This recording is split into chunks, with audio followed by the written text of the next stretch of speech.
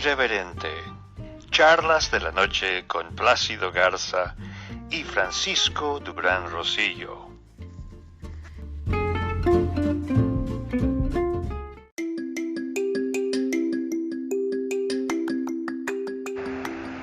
Hace unas horas concluyó el primer funeral de George Floyd, quien se ha convertido lamentablemente en el ícono de los derechos civiles de los afroamericanos. En la autopsia se reveló que también dio positivo de coronavirus-19, lamentablemente. Y después de esta ceremonia religiosa muy selectiva, que fue pues realmente tomada la palabra por el reverendo Sharpton, se hizo mención a que todo lo que él sufrió en esos 9 minutos de asfixia fue el cambio que los Estados Unidos necesita para darle al mundo un ejemplo de derechos civiles y que una situación de este complejo problema discriminatorio no vuelva a suceder. Buenas noches, Plácido Garza, socio editorial de Irreverente, Charlas de la Noche. Buenas noches, Frank. Buenas noches a la audiencia. Qué lamentable todo lo que está sucediendo alrededor de la muerte de George Floyd allá en los Estados Unidos, con tantas protestas violentas que se están suscitando. Vamos a ubicar en el contexto de lo que va a ser el primer reporte que presentemos en este programa relativo a la situación en Acapulco, Guerrero, a través de la voz de nuestro corresponsal allá, el doctor Alfredo Penilla. Adelante.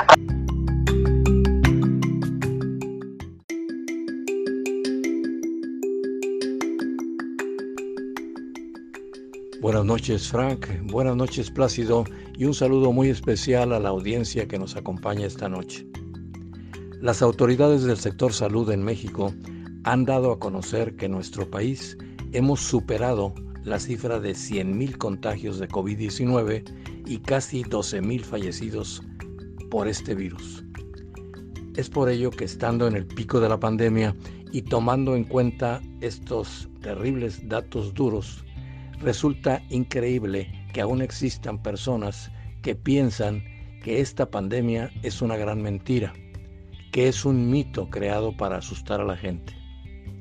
Desde hace meses leo en los comentarios de mis publicaciones en Facebook y en otros espacios a varias personas que indican que esto es un fraude y que por lo tanto no se deben seguir las indicaciones que dan las autoridades de salud.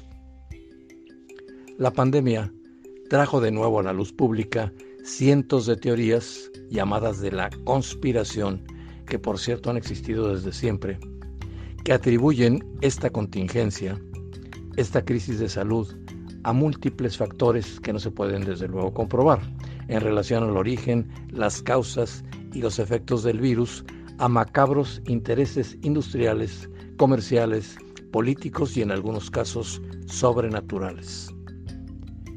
Ahora que la mayoría de las personas tenemos acceso a la Internet y en especial a las redes sociales, estas teorías conspirativas se han puesto de nuevo en boga, trayendo consigo todo tipo de explicaciones, algunas de ellas verdaderamente fuera de toda lógica.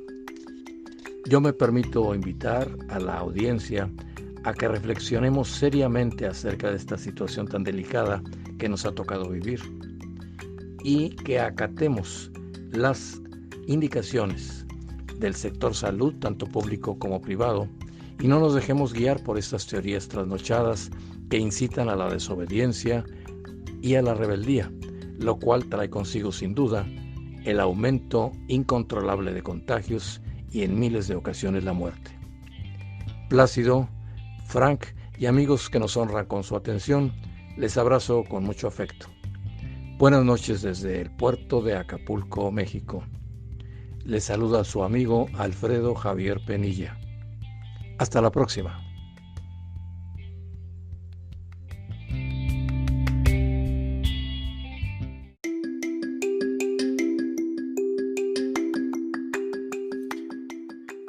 Gracias, doctor Alfredo Penilla, por esta observación tan interesante con un análisis profundo sobre la situación del COVID en el estado de Guerrero. Plácido, ¿qué te parece hablar un poco de un ícono de la actuación en México?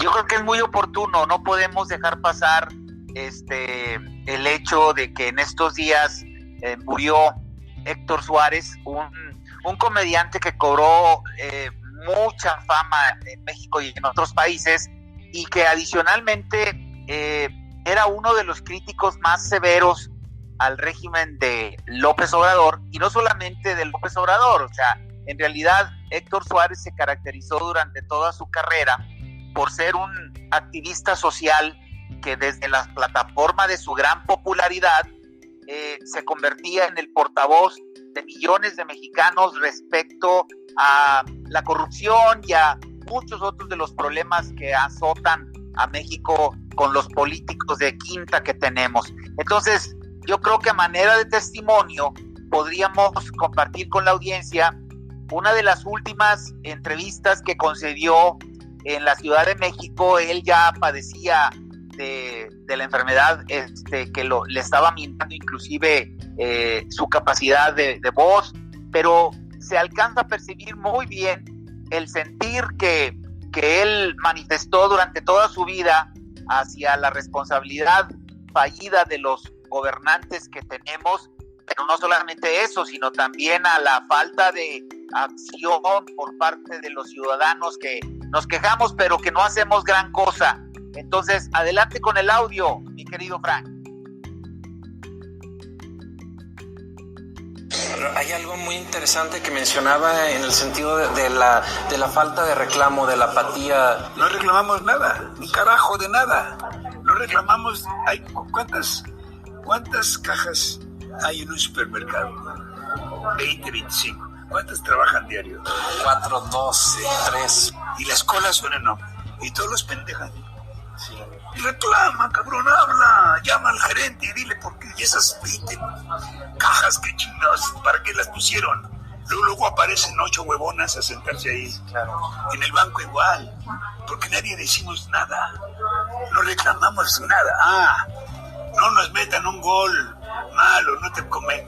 No nos marcan un penalti fuera de lugar, lo que sea, porque entonces sí la hacemos de pedo. Salimos a la calle a romper y a mientar madres y todo, pues, y nos damos la vida, pero cuando nuestros derechos son violados y pisoteados, se quedan callados, mudos, no dicen nada. Aquí en mexicano, para uno que tiene huevos, es para gritarle puto a un pobre portero que va a despejar una pelota, y escondidos en el anonimato, bájate cabrón tú solo y dile puto al portero. Para eso sí tienen valor, para gritar en bola puto tú, güey. Reclama, vota y di lo que no te gusta. Esa forma de tirar la piedra y esconder la mano. Exacto. Es un problema muy fuerte, muy arraigado. No, es que vergüenza. Vinieron un equipo de mujeres futbolistas, le gritaron puta a la mujer cuando despeja. Va, no puede ser. Quítale Peña Nieto, sí, que no te gusta lo que hace. Eso es tener huevos. Dentro de este país de cobardes, de huevones, de envidiosos. Así es, Plácido. Realmente el señor Héctor Suárez fue un ícono que representó a todos y cada uno de los personajes populares de México. Sí, eso es un hecho, y bueno, pues a manera de testimonio de su carrera, quisimos compartir con la audiencia este fragmento de una de las últimas entrevistas que él concedió, en donde destaca precisamente la apatía de los ciudadanos respecto a lo que está sucediendo con el gobierno de López Obrador en estos momentos. No se está distinguiendo gran cosa lo que está sucediendo con el gobierno de la Cuarta Transformación, de lo que ocurrió con el gobierno de Peña Nieto, y antes con el gobierno de Calderón, y antes todavía con el gobierno de Fox. O sea, estamos prácticamente en las mismas. ¿Cómo lo ven ustedes desde Estados Unidos eso, Frank? Pues tú sabes que básicamente Estados Unidos, a través del Banco Interamericano de Desarrollo y el Centro de Estudios Sociales para Latinoamérica de la Casa Blanca, ha mantenido un plan a través de los que se han visto pues muy lentos los planes de infraestructura. Básicamente México es el país más mermado hasta este momento en cuestión del movimiento de su economía. Da que no tiene un punto de balance. Tú sabes cuál es la condición que guardan las exportaciones petroleras, y pues si no fuera por los envíos de nuestros mexicanos que trabajan acá en los Estados Unidos, México estaría en una situación todavía más paupérrima, Plácido. Bueno, pues sí, efectivamente, esa es la tónica del gobierno de López Obrador, y no puedo dejar de mencionar en estos momentos una especie de incidente que ocurrió hoy en la mañana en la conferencia que López Obrador concedió durante su inexplicable, por absurda gira que está realizando por el sureste mexicano en plena emergencia sanitaria. El incidente al que me voy a referir involucra pues a uno de los periódicos líderes a nivel nacional, que es Reforma, que publicó en su edición de hoy, en Reforma El Norte y Mural de Guadalajara, un análisis comparativo en donde se menciona que México, con las 1,000 muertes que se registraron ayer y que fueron confirmadas por López-Gatell, el subsecretario de Salud, pues prácticamente se colocó entre los 3 principales países con tal cantidad de decesos provocados por el coronavirus en un solo día. El problema que surgió fue que esa información que López-Gatell mencionó parece ser que no le gustó mucho a López Obrador, porque inmediatamente salieron a decir que el número de muertes que se registraron oficialmente atribuibles al día de ayer en realidad era un acumulado de días anteriores, o sea, cosa que nadie entiende, porque pues si estuviéramos recibiendo una información puntual todos los días del número de contagiados, del número de pruebas aplicadas y del número de fallecimientos, pues no estarían sucediendo estas cosas.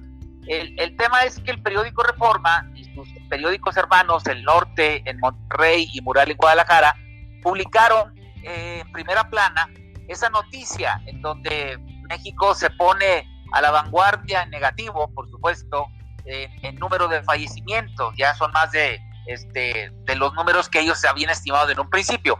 Entonces, López Obrador, en su carácter vengativo y revanchista y pendenciero y peleonero, no dejó pasar la oportunidad cuando detectó que uno de los reporteros que estaban presentes en la conferencia de hoy en la mañana, un reportero de nombre Benito, representaba precisamente al periódico Reforma. El reportero le hizo una pregunta directa al presidente relacionada con eso, y en vez de dejar pasar la bola o de utilizar su mano izquierda de manera diplomática, López Obrador lo confrontó, y fue mucho más allá de que lo haya confrontado, porque se refirió a Reforma como una prensa que está empeñada en destacar el lado sensacionalista de las noticias.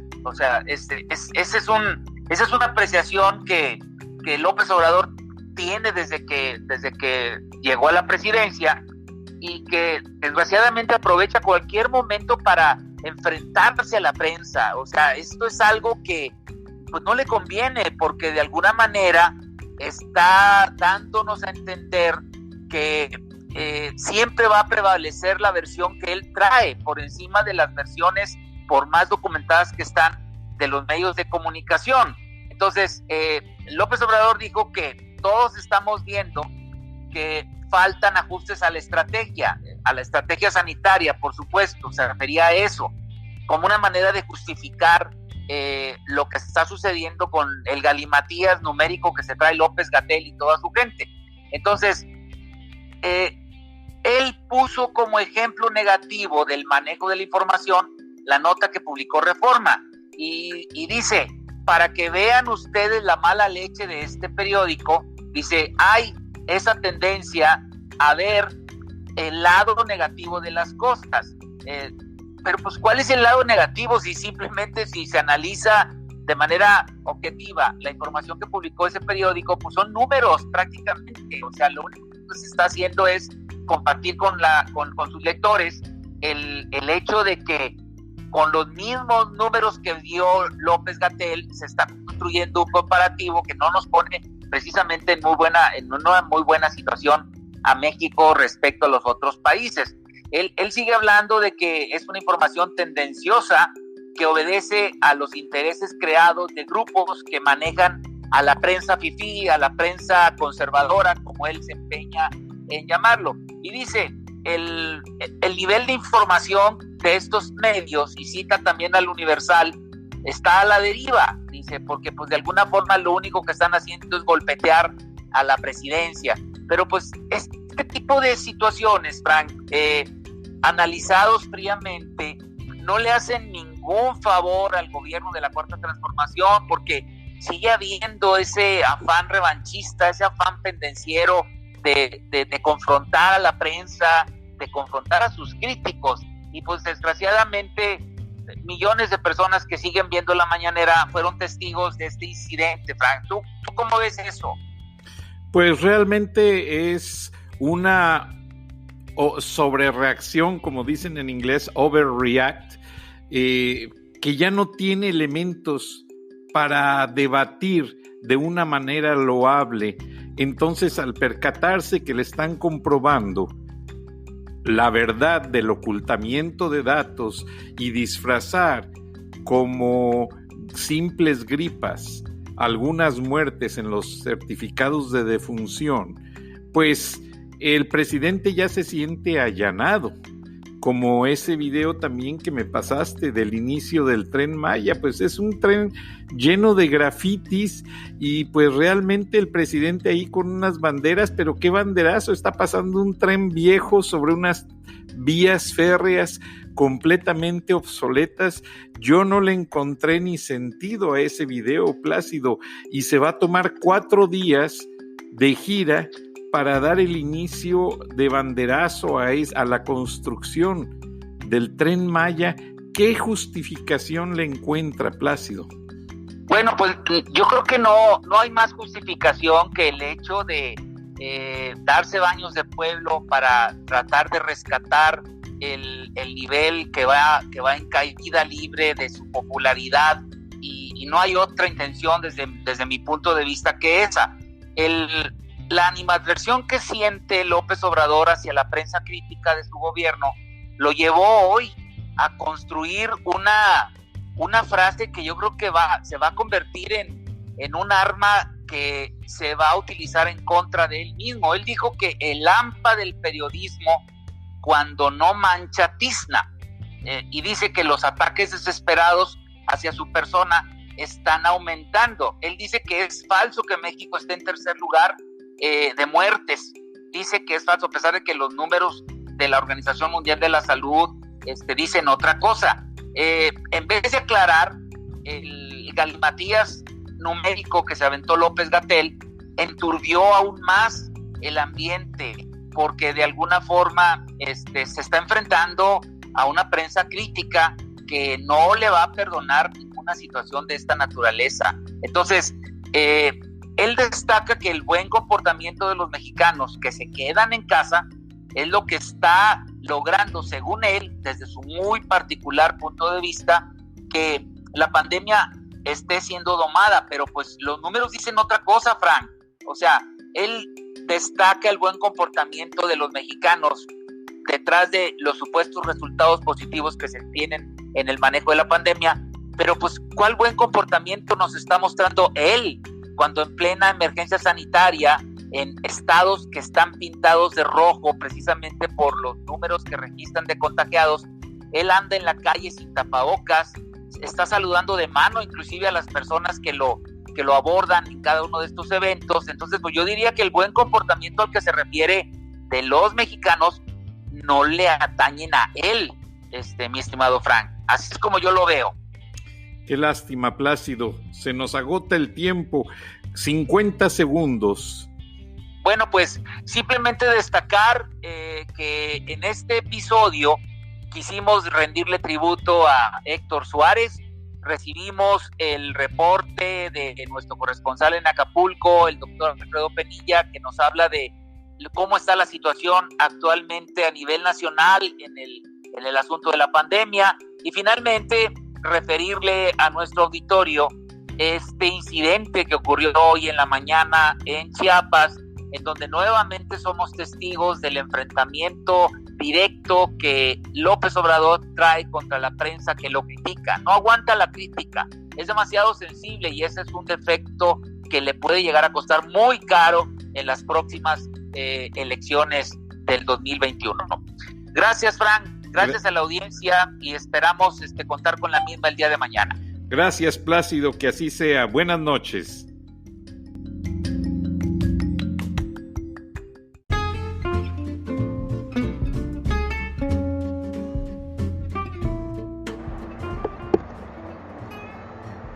La educación es el eje de cualquier país.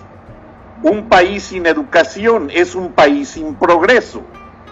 Y los países que han tratado de manipular la educación han sido un fracaso económico, un fracaso social y hasta un fracaso político. Buenas noches, Plácido Garza, socio editorial de Irreverente, Charlas de la Noche. Buenas noches, Frank, buenas noches a la audiencia. Pues sí, como bien dices, la educación es el pilar del desarrollo de todos los países, y en el caso de México están sucediendo cosas inexplicables, están sucediendo situaciones que no alcanzan a dimensionarse dentro de un escenario razonable.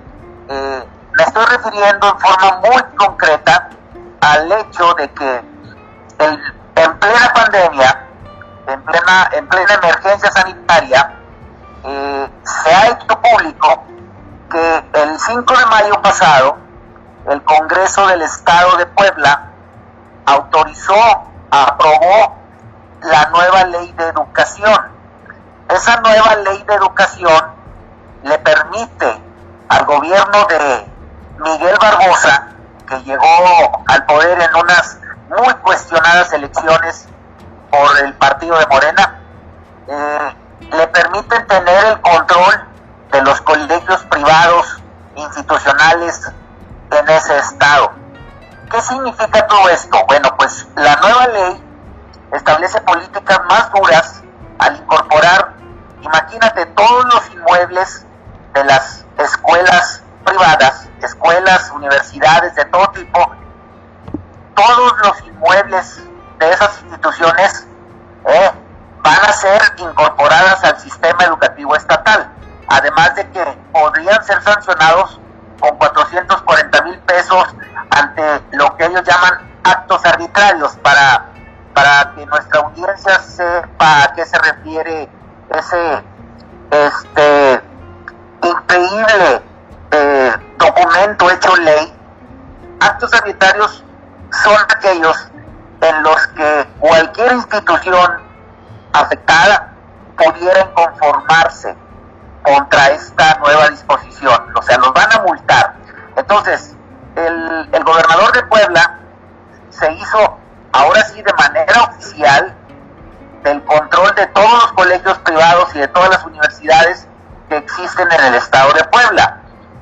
Entonces, esta norma ya generó, a unas horas de haberse dado a conocer, un inmenso rechazo a nivel nacional por parte principalmente de instituciones y asociaciones del ramo educativo, y también los partidos políticos opositores, obviamente a Morena, ya se pronunciaron en contra de ello y anunciaron un combate jurídico contra esta ley, que de alguna manera fue dada a conocer hasta el 15 de mayo, siendo que la iniciativa iniciativa se presentó 10 días antes, con mucho sigilo, porque los documentos que tengo en mi poder hablan que la iniciativa fue manejada precisamente por los diputados locales del partido Morena el 5 de mayo. No hubo ningún aviso, ninguna notificación, nadie de alguna manera se enteró de esto hasta que el 15 de mayo se dio a conocer la aprobación.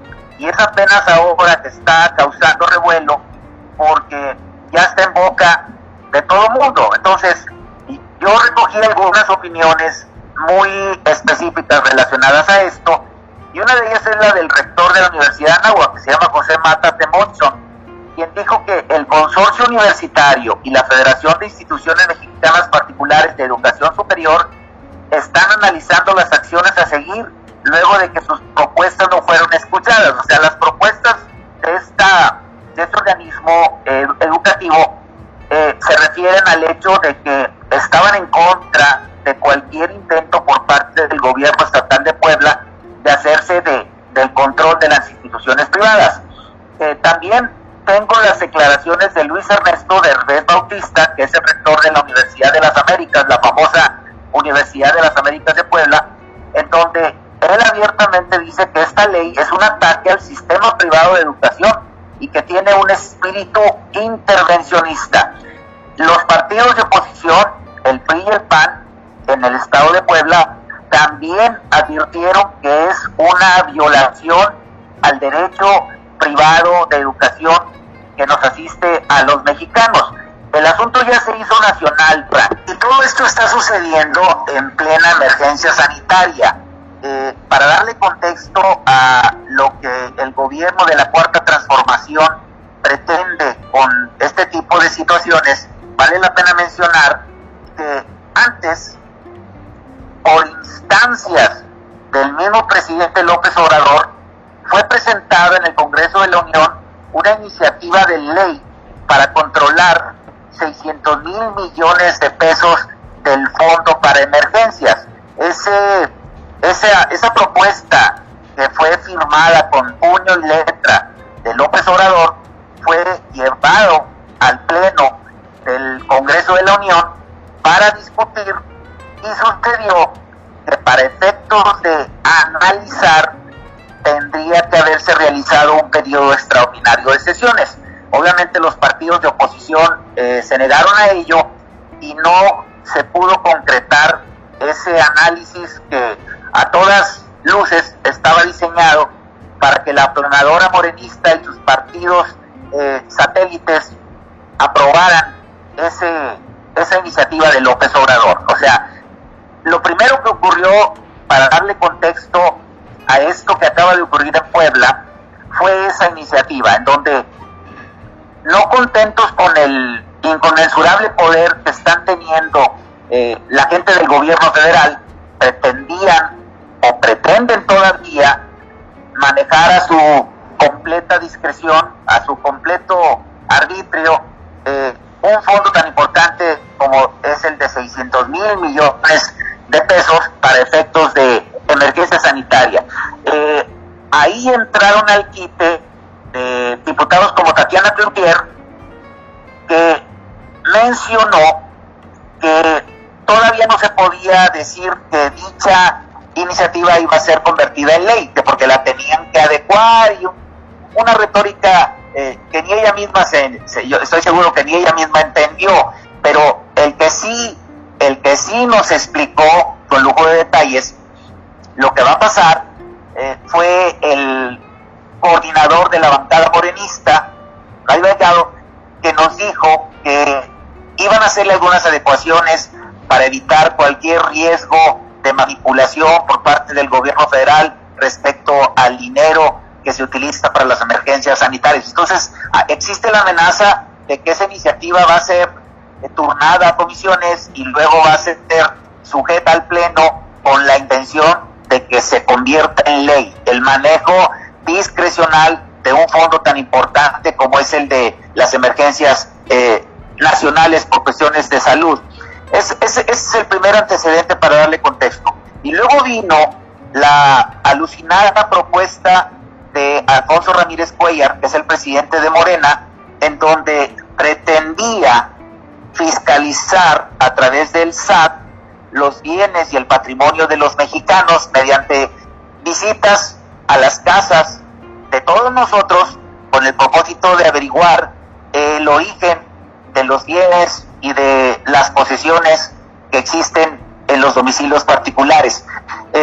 Fue tan absurda esta propuesta del presidente de Morena que el mismo presidente López Obrador la descalificó en el sentido de que era algo propio de él, pero los que ya le tenemos tomada la medida al estilo de López Obrador sabemos que en México no se puede nada en materia de gobierno sin que lo apruebe. Entonces, muy seguramente fue una forma de tentarle el agua a los camotes, simplemente para ver cómo andaba la opinión pública al respecto, y otra vez, en plena pandemia, en plena emergencia sanitaria, nos salieron con eso. Pero el colmo es esto que acaba de ocurrir, Frank, porque ahora se están tratando de meter abierta y declaradamente con la educación privada, que es un derecho incluso constitucional. El nivel de intentos que está teniendo la Cuarta Transformación ya es inaudito, con el propósito de hacerse de cada vez más poder. Yo tuve oportunidad de platicar con algunos líderes de organismos cívicos y educativos en el estado de Puebla, y me dicen que esto es de facto una expropiación, y ya se está hablando de que esta es la primera expropiación de la Cuarta Transformación. Entonces, tenemos en los últimos meses 3 hechos que le ponen al escenario nacional una señal de alerta ya de tipo roja, porque está sucediendo todo en un ambiente en donde el mismo gobierno le pide a los mexicanos que nos concentremos en todo lo que tiene que ver con la pandemia, que no hay elementos distractores, pidieron tregua, pero quienes están rompiendo con ello son precisamente los que mueven los hilos del Palacio Nacional. Entonces, ante esta situación, me di a la tarea de sondear qué se puede hacer al respecto y contestar de alguna manera las interrogantes que surgen por parte de la sociedad civil respecto a esto que está sucediendo. Hay cientos de correos que hemos recibido desde que esta situación se confirmó en el estado de Puebla, de gente que pregunta qué se puede hacer, qué alternativas hay.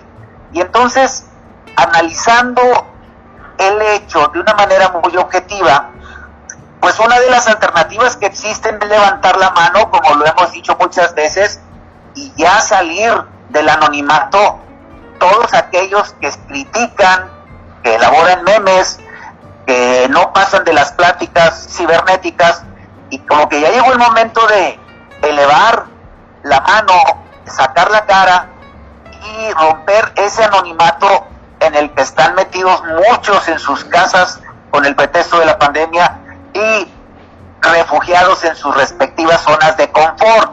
Entonces, muy concretamente, analizando esta situación y dándole respuesta a las preguntas que están en la boca de miles, si no es que de millones de mexicanos, de qué hacer ante esto que es una expropiación de facto del sistema educativo de Puebla, pues ahí está, por ejemplo, el movimiento que encabeza Pedro Luis Martín Bringas. Es un empresario muy conocido, es muy fuerte por todo lo que hace su organización a nivel nacional, y está liderando con, yo diría que en mucha valentía, un movimiento que pretende unificar precisamente el sentido crítico hacia el gobierno de López Obrador. En anteriores capítulos de este noticiero yo me he referido directamente al sector empresarial, preguntándole, bueno, ¿qué esperan? Y cuando todavía no sucedía lo de este burdo intento por quedarse con la educación privada, cuando todavía eso no pasaba, yo les preguntaba a los empresarios del país, bueno, ¿qué están esperando, señores? Para de una vez sumarse de una manera clara, abierta y declarada, ¿sí? en contra de lo que está sucediendo con la Cuarta Transformación.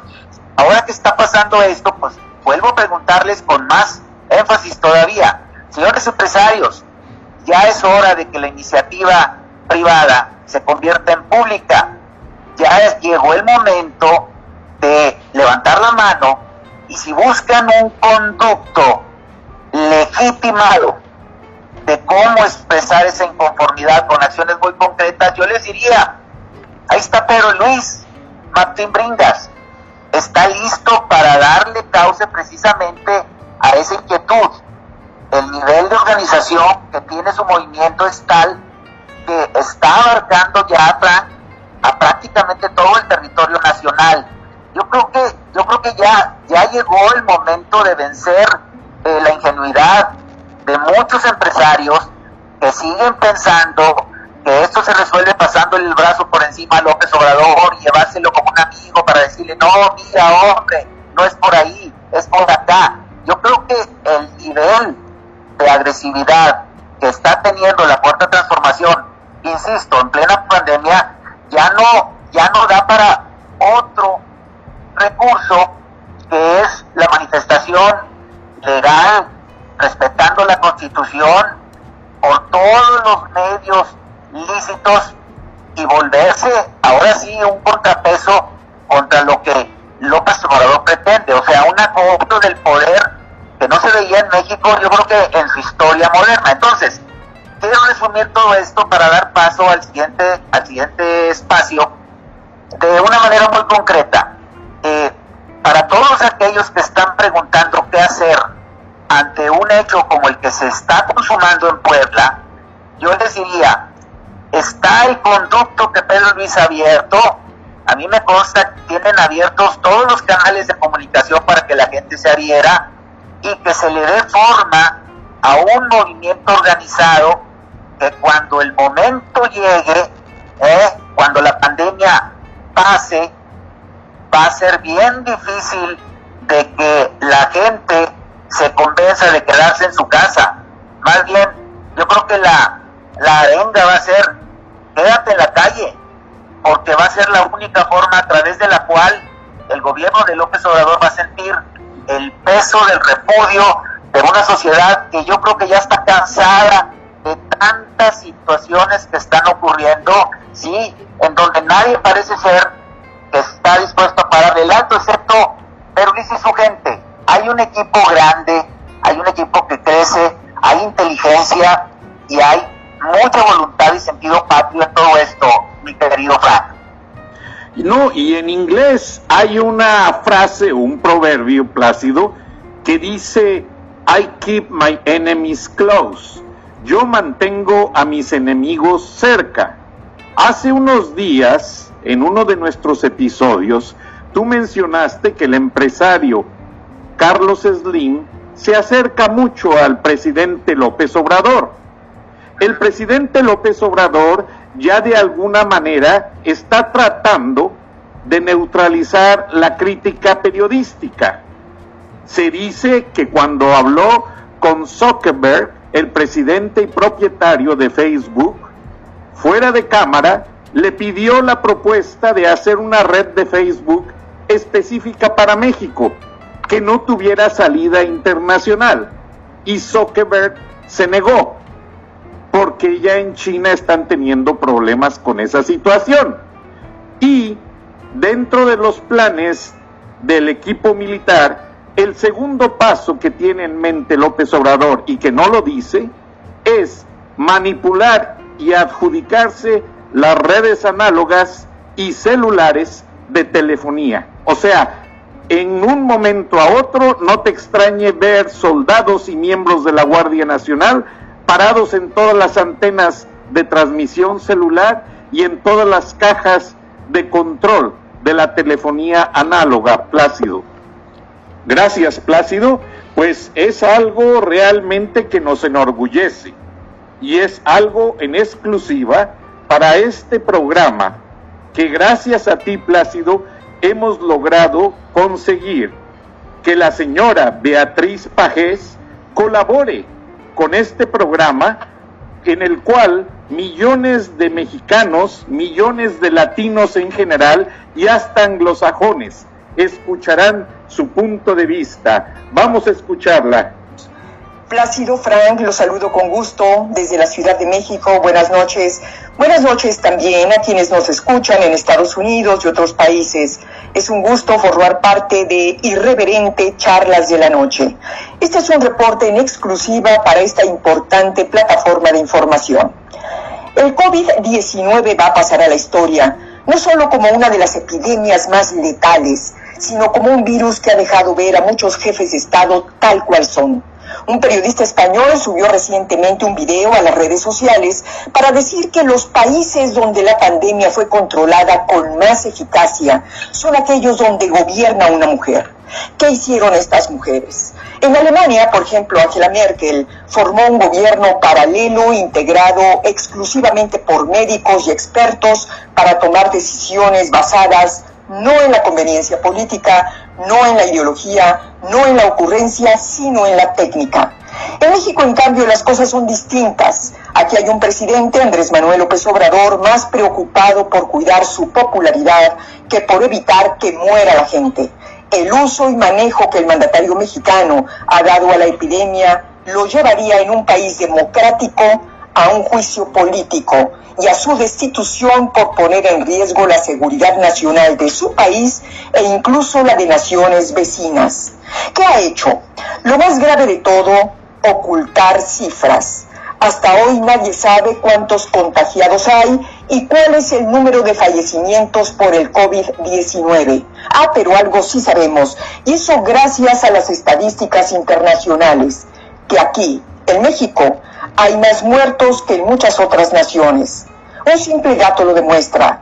Mientras en Chile 65.393 casos produjeron solo 673 decesos, en México, con un número menor de casos, 62.527, resultaron 6.989 muertes. Es decir, en nuestro país la posibilidad de morir a causa de la epidemia es 10 veces más alta que en otras naciones. Algo y muy serio está sucediendo. Y lo que está sucediendo es la suma de errores, omisiones y perversidades. Hoy los mexicanos están pagando con su vida los gigantescos recortes que el gobierno ha venido haciendo al presupuesto con el pretexto de ahorrar y combatir la corrupción. La epidemia llegó al país cuando el presidente había decidido desvalijar los hospitales públicos, dejarlos sin medicamentos, sin equipos, sin gasas, sin jabón, sin médicos y enfermeras.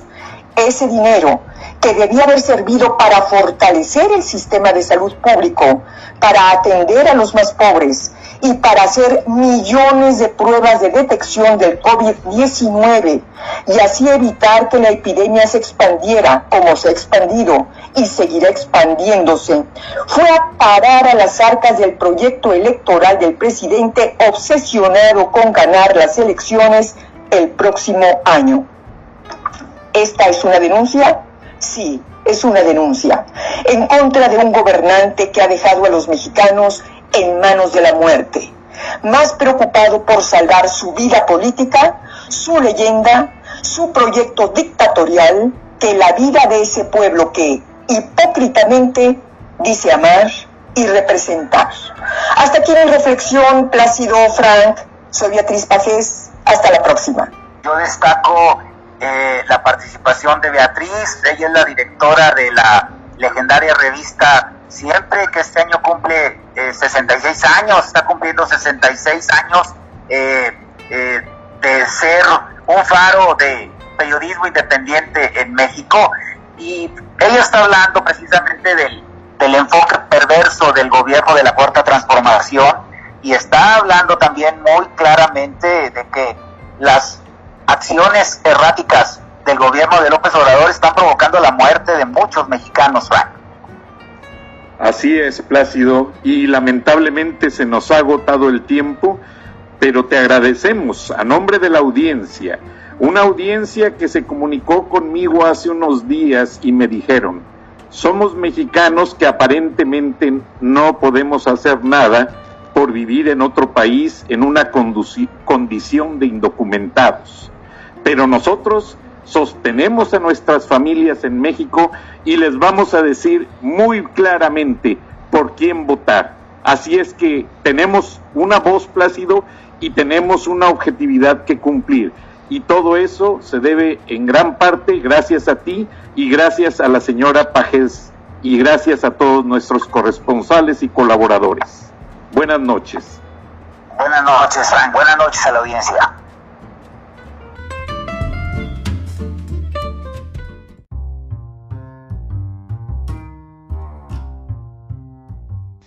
Escuchaste el análisis de la noticia, transparente como el agua, en Irreverente, Charlas de la Noche, con Plácido Garza y Francisco Durán Rosillo.